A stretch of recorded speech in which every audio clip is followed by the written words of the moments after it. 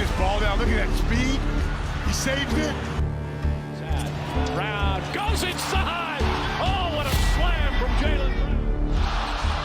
Pritchard got it back inside. And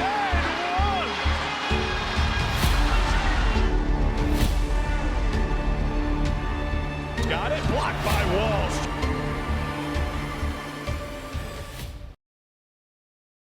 This is my question. I'm going to go right to the heart of the matter with you. Is this a flash in the pan, or is this a level up of Jordan Walsh?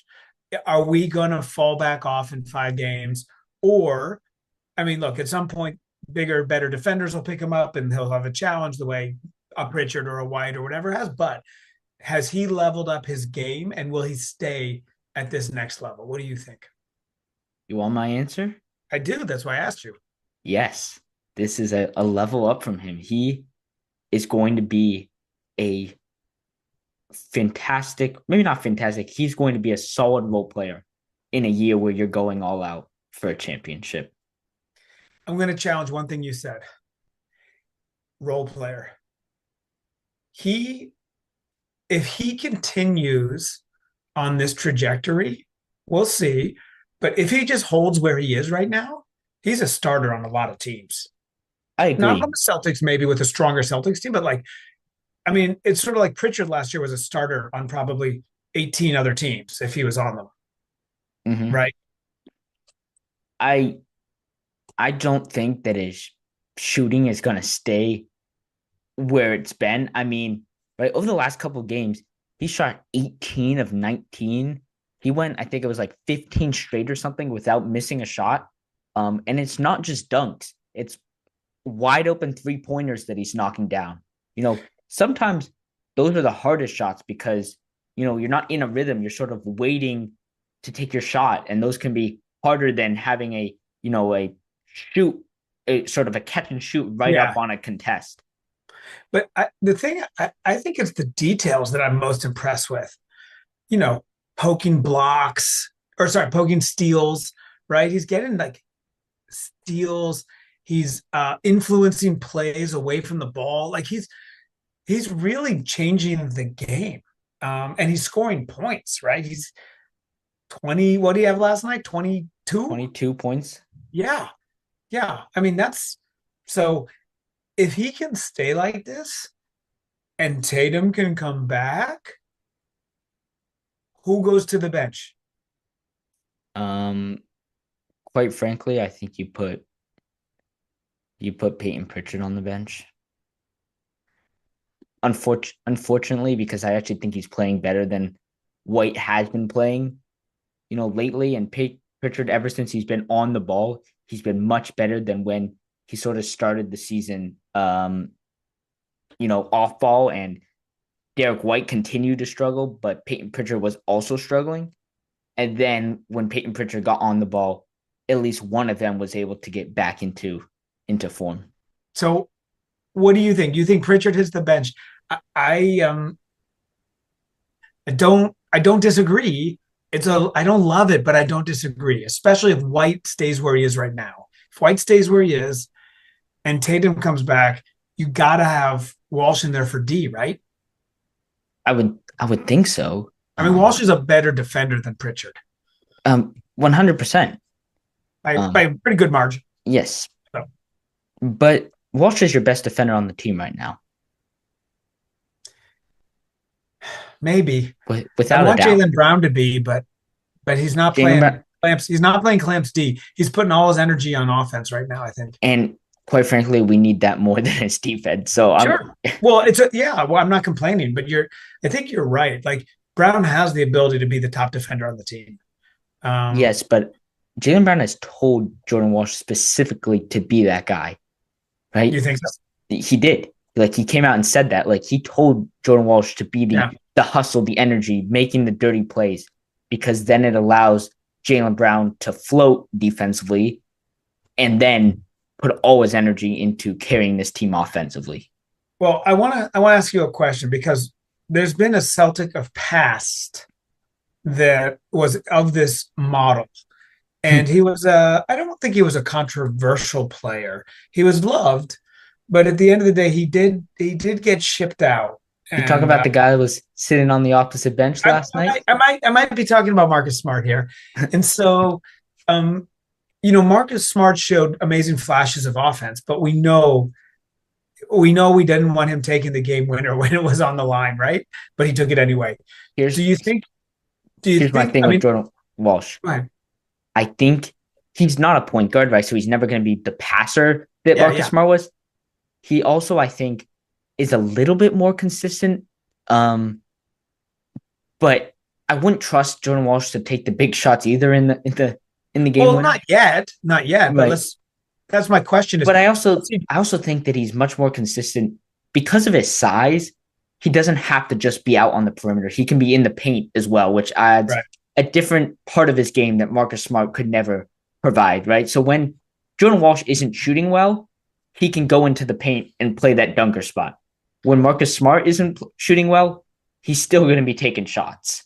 Right. That's true. Although, Peyton Pritchard shows up in the paint too, and he's not a big guy, but no, you're right. Marcus Smart, he doesn't have much success driving to the hoop really in general. Mm-hmm. Right. So, but I just think it's an interesting parallel. Like if Walsh keeps developing to be a true defensive threat the way he is showing he can be, but he's able to put in, 14 points a game, with two or three steals, a block a game, and a bunch of assists. That's pretty good, right?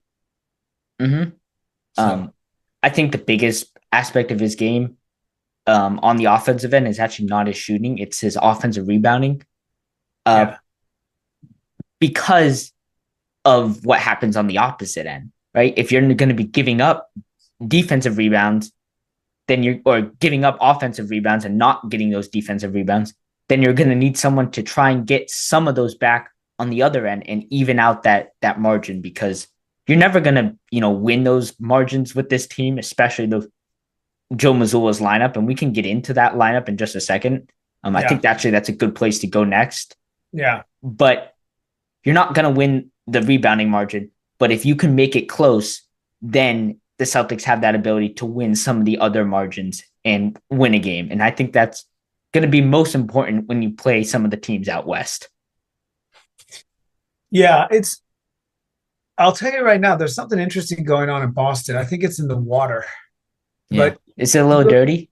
Yeah, it's a little dirty, but you look at Boston sports teams, you look at the Celtics, you look at what the Red Sox did with Cora, you look at what the Bruins have been doing, right? Who are dramatically overperforming expectations, right? Dramatically. And what are they doing? They're all doing the same thing. Patriots, different story, I think a little bit. What are they doing? They are taking, on paper, a bad lineup and just playing with a bunch of scrappy guys and getting the most out of it. Exactly. Mix and match on a daily basis. We're going to run out this left-handed hitter against this right-handed pitcher. We're doing this. Like every day, every inning, it might be different. Joe Mazzulla doing the same thing. Just playing matchups, playing hot hands, playing strengths, playing with feel. For an analytical guy, Joe Mazzulla's playing with a little feel in the game. He has completely forgone the analytical side this year. I don't think so. That is not. I guarantee when Joe comes on the show, and Joe, please, you're always welcome. We'd love to have you.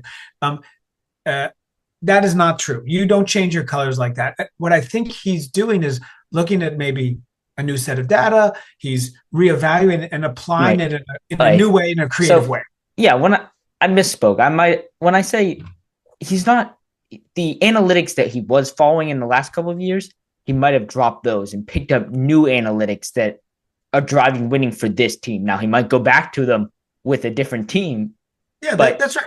Like the data is the data, right? But the players are the players, and so there's nuance. He isn't using Jayson Tatum data without Jayson Tatum. He's dropped the Jayson Tatum data and going to the Jaylen Brown, Jordan Walsh type data, which is all those. I mean, as a statistics major, all those dependencies change, right? So like all those statistics that have Tatum at the point there, like everything's going to shift when he's not there, right? The numbers aren't going to hold because they'll be different. And so it's taken them, 15 games in the season to figure out what that shift is, and now they're reacting to it and showing it's working. Yeah, I mean, you drop those first 3 games, you're 14-6. That is a 70 win percentage besides those first 3 games. Now, yes, you have those 3 games on the season, but they're not playing like that team anymore. It's not like they're 14-6, but still playing. It's a totally new team almost. Yeah, but also it's like, it's an 82 game season. So like, okay, yeah, you dropped the first 3 games. If that was going to make you lose the season, you were going to lose it anyway, right? So, hey, at the end of the day, will 2 wins determine whether you got a better seed or not? Yeah, maybe, but like, I don't think it matters for this team which seed you are. I don't think so either. Now, let's talk about seeds for a second. Let's talk about playoffs. How are you feeling about playoffs and Celtics? I mean, you're a 5th seed right now. I don't think anybody expected that. Now, I have not played. I believe. Let's go back to the tape. I did call that. I called 6th seed. So, of course, season's not over. We'll see what happens. Yeah, but you still haven't played the Thunder twice. You still haven't played the Spurs. You played the Rockets once. You haven't played the Nuggets. You haven't played some of the just, elite teams out west. But to be honest, I don't think that matters. Nobody from the East is winning anyway.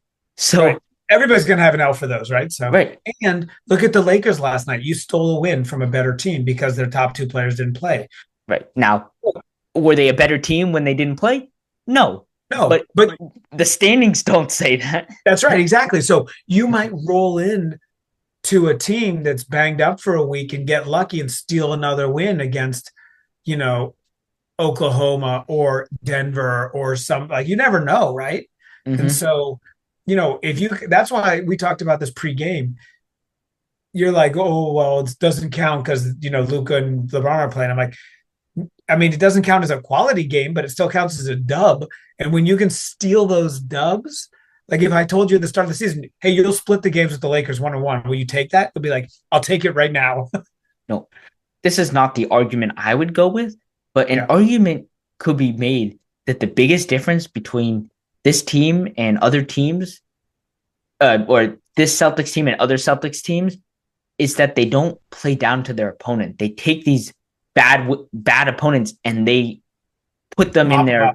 They just wrap them up quickly. And, that Wizards game, right? Jaylen Brown got the full night off, which, I think was great, expecting that he was going to play against LeBron and whoever against the Lakers. Obviously, that didn't end up happening. Yeah. But Derek White didn't play the 4th quarter. Peyton Pritchard played just 2 minutes. So they get a full quarter off as well. It's not like they had a full game to play, right? Derek White just plays in the 20s, which is, you shave 10 minutes off of his playing. That's a big advantage. You shave 10 hard minutes off. Right. Right. 10 contested minutes. Right. Right. I mean, we watched the game last night together a little bit, and it was over by like 8 minutes into the first quarter. Right. The Celtics game or the Wizards game? No, the Celtics game. Lakers game or the Wizards game? Lakers game. It was like over by 2/3 of the way through the first quarter. Right. And I mean, they never really, same with the Wizards. It was a little closer score, but the Wizards never contested. It looked like boys against men, and so. Well, the Wizards game was a 40-point blowout when it was done. I know, but not the first quarter. It was a little, right. That happened in the second half, really, where they blew it out. The Lakers were the whole time. They never The trailed. Lakers game was a little bit different. They got out to a big lead, and then they just were, they shot 70% from 3 in the first, or 70% from the field overall in the first half. That's why they got out to such a big But then lead. They just sort of coasted it. Yeah, it got down to 14 points. But right, that's why they never really a risk. Mm-hmm. You know what